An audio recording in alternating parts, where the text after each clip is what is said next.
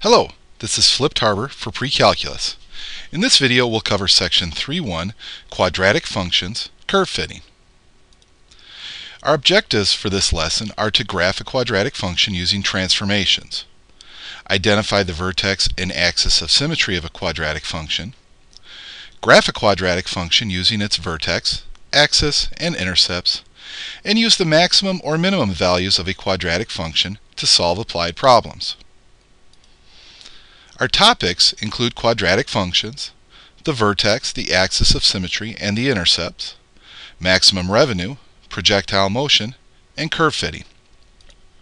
The outline for this video includes looking at quadratic functions, graphing quadratic functions using transformations, the vertex and the axis of symmetry, locating the vertex and axis of symmetry without graphing, graphing a quadratic using its vertex, axis of symmetry, and intercepts, maximizing revenue, and projectile motion. Now, the quadratic function you're familiar with. You're probably used to seeing it as ax squared plus bx plus c. But there's another form that might prove useful sometimes, and that's what we refer to as the vertex form of the quadratic. And that has the parentheses around the x minus h, which is squared. So when you see that binomial squared, that's basically the vertex form. Now the nice thing about the vertex form is we can identify the vertex. That's the highest or lowest point of the quadratic is h comma k.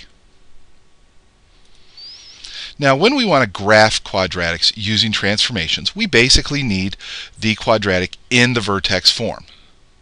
That means that we might have to complete the square in order to get that done. Now all of our rules that I've presented for transformations, all of my inside rules and my outside rules still apply.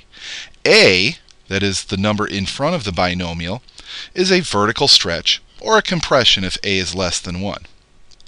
H, that is the x-coordinate of the vertex, moves the graph left or right, and k moves it up or down. Now notice, just like always, that h term, that inside term, is minus h. It's opposite what we'd expect. So remember, all of my inside and outside rules still apply. Now, let's take a look at a nice simple quadratic, 1/4 x squared minus 2. I want to graph this using my rules of transformations, just like we did previously. Now, the 1/4 is a vertical compression, and the minus 2 means that we move the graph down 2. So we see the parent function here in blue. We need to vertically compress it by 1/4, and we need to move it down 2. And this is what we get. Now let's use our techniques of transformations to graph this quadratic. Now it's not in vertex form, so again I'm going to have to complete the square to make this happen. So the first thing I do is kind of get set up for completing the square. I put some parentheses around the x squared minus 6x, and I'm ready to add something in order to complete that square. Now since it's a function, I'm not going to add something to the f of x on the left side. To undo what I do inside the parentheses, I'm actually going to subtract at the very end. So in order to complete the square, I need to add half of the 6 squared, and that means that at the end of my equation I subtract 9. So the net effect to this quadratic is nothing. I've added 9 inside parentheses, I've subtracted 9 outside. So I haven't really changed anything, I'm just changing the way that it looks. So writing that as a binomial squared, it's x minus 3 quantity squared, and combining my plus 5 and my minus 9, I get minus 4. So I'm going to use my transformations to graph this. I know that that 3 is going to move it right 3, because minus inside the parentheses means that it moves to the right. My minus 4 outside is going to move it down 4. Now nothing's going to vertically stretch it or horizontally stretch it. This is just going to be a couple translations. So move it right 3 and down 4, and that's what my quadratic looks like now. Now I want to use the same techniques to graph this quadratic, but that 2 in front of the x squared really causes some problems here. In order for me to complete the square, I need to factor that 2 out before I add anything.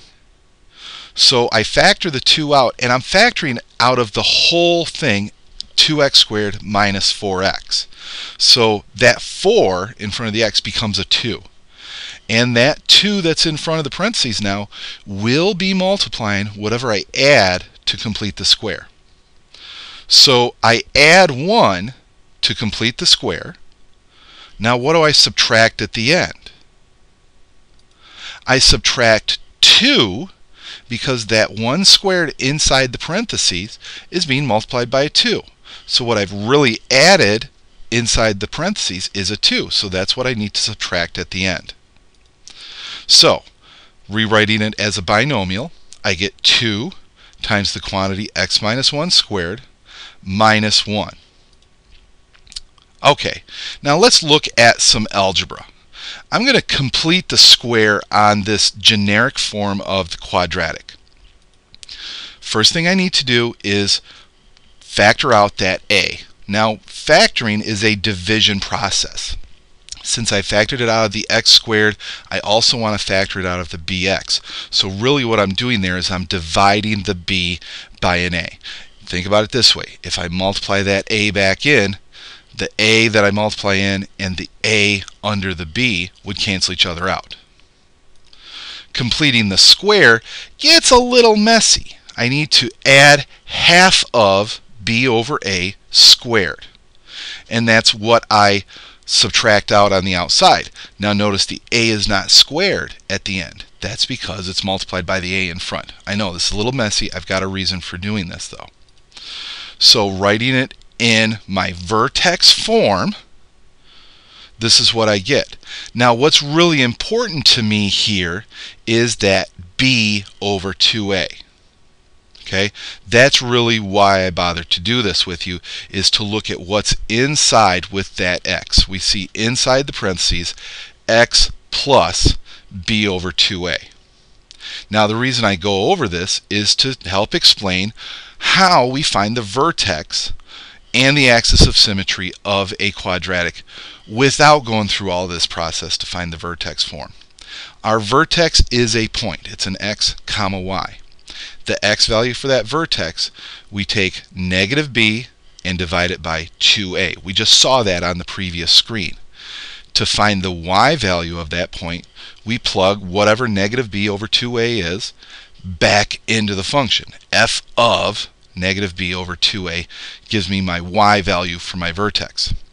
Now, my axis of symmetry, that's a vertical line that goes right through the middle of the quadratic, right through the middle of the parabola, and that's a vertical line, so it's x equals negative b over 2a, because my vertex lies on my axis of symmetry.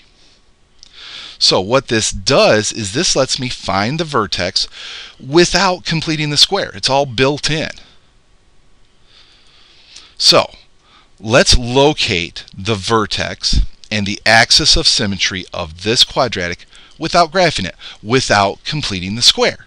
We can use that new equation that we just found out, that point for the vertex, and we don't have to go through the whole process of completing the square, because sometimes, let's face it, that can get really messy. Now, before we get started with this, I want to point out, whenever your a value is negative, that means that our quadratic, that means that our parabola opens down. Alright, so let's find our vertex. Negative b, well, since b is negative 3, a negative b would be a positive 3 over 2a gives me a negative 3/2. Now that's not only the x value for my vertex, that's also my axis of symmetry. So now to find the other half of my vertex, I need to plug negative 3/2 into my function. So this is actually pretty easy with our fancy calculators. Just negative in front of the parentheses, put our negative 3/2 inside some parentheses, type it in pretty much just like it looks here on the screen, and we find out that our y value is 25/4. Now finding that vertex would have been really messy if we tried to complete the square. So this method for finding the vertex is a lot neater most of the time. So again, our vertex is the point -3/2, comma 25/4, and our axis of symmetry is the vertical line x equals -3/2. Now when you're asked what is the vertex, you need to report it as a point, x comma y. When you're asked what is the axis of symmetry, it's a vertical line, so it needs to be x equals some number. In this case, x equals -3/2. Now let's graph a quadratic using the vertex, the axis of symmetry, and our intercepts. Now when we just say intercepts, we're talking about our x-intercepts and our y-intercept. Now, you'll always have a y-intercept. You might not have x-intercepts. If you end up with a quadratic that you can't factor, or the quadratic formula doesn't solve, that means it doesn't have x-intercepts, and that's okay. But we find our vertex for this quadratic, we find out that it's -5/4, comma -1/8. Now again, completing the square on this sucker would have been really ugly. So we don't want to do that. We'll find the vertex using this new method. We find our y-intercept by plugging 0 in for x.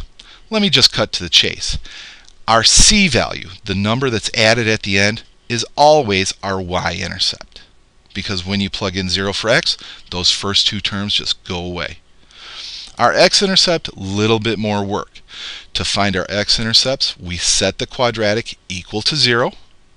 We factor if we can. If we can't factor, we'll switch to the quadratic formula, but this one does factor somewhat nicely, and we find out that x equals -3/2 and x equals -1 are our two x-intercepts.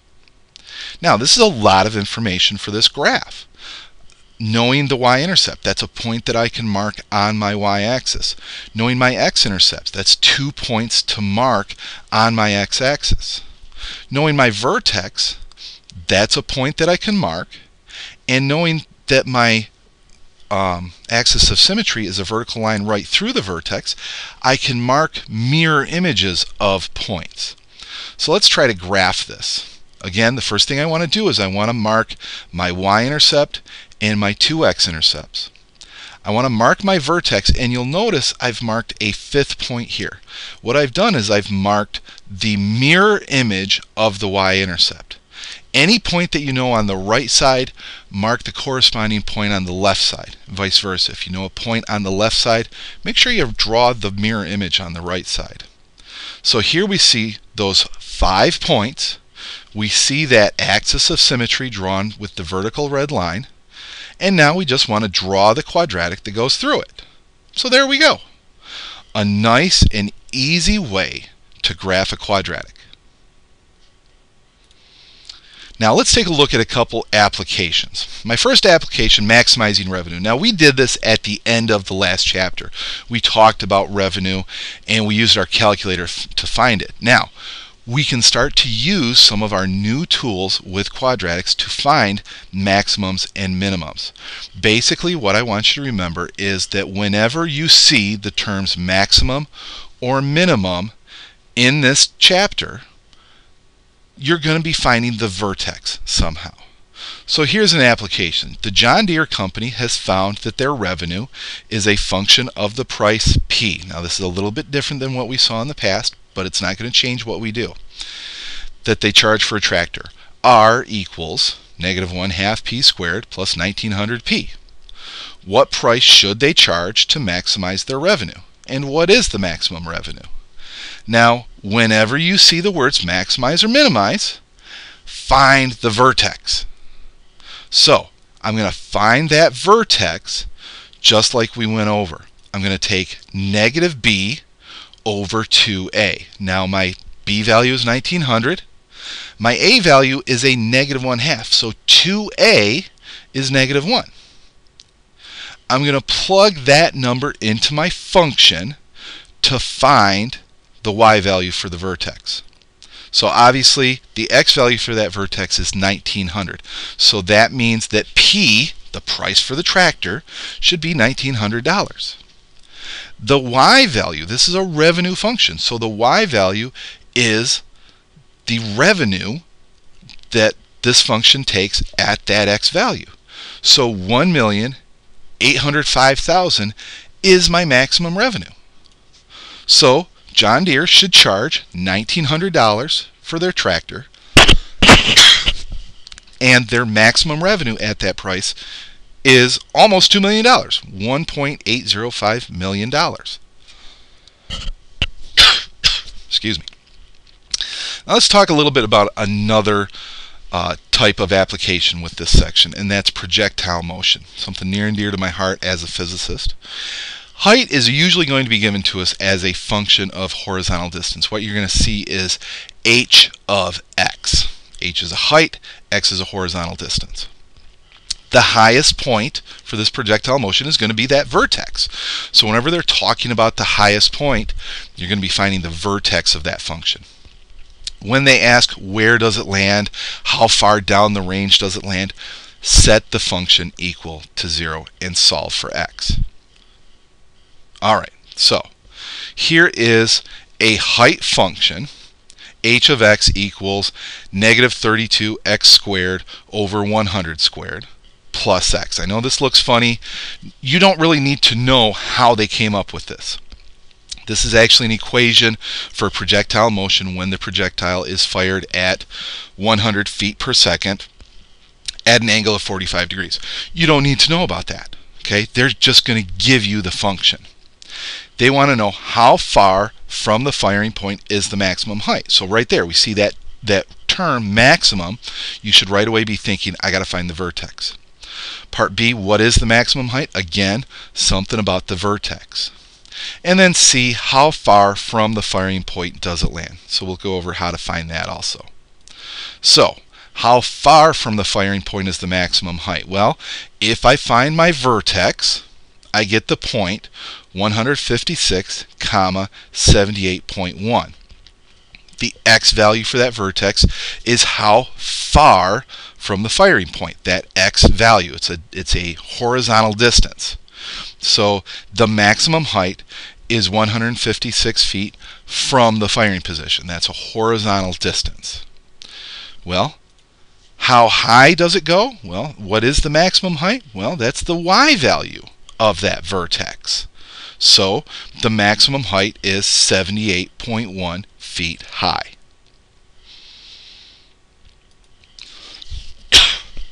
How far from the firing point does it land? Well, now I need to set that equation equal to 0. The reason I'm setting it equal to 0 is it lands at height equals 0. So by setting the whole function equal to 0, I'm going to figure out where it lands. Now, if I set negative 32x squared all over 100 squared plus x equal to 0, it's not a full quadratic. It's missing that c value. So the way I factor it is I pull that x out in front. Now, that means that x equals 0 is one of my solutions. I ignore that though. X equals 0 is the firing position. If you would ask me where's it fired from, I'd tell you x equals 0. That's just common sense. I need to set that stuff inside the parentheses equal to 0 and solve for x, and I find out that it's 312.5 feet. Now, that's that's double the distance to the highest point. That's not an accident. There's a reason for that. Take physics, I'll teach you about it. Okay, so that's it. You've got your homework for this section. A couple things to remember. Complete the square only when they tell you to, basically. Only when they tell you to graph it without finding the vertex, without finding the x and y intercepts. When they tell you to graph by transformations, complete the square. When they don't tell you to graph by transformations, don't complete the square. It's too messy of a process. Whenever you see the terms maximum or minimum, you need to think, oh, that's the vertex of my quadratic. All right, so it's time to get to work. I'll see you in class, and I'll see you online.